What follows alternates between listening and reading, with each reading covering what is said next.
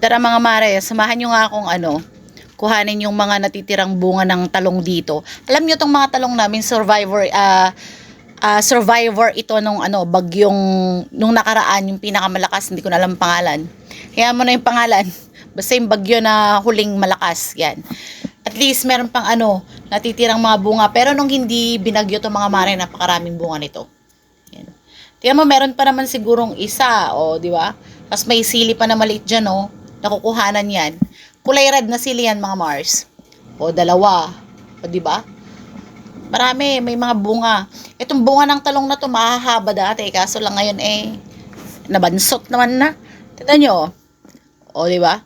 May pa ilan-ilan pa, tapos namumulaklak pa siya, mga Mars.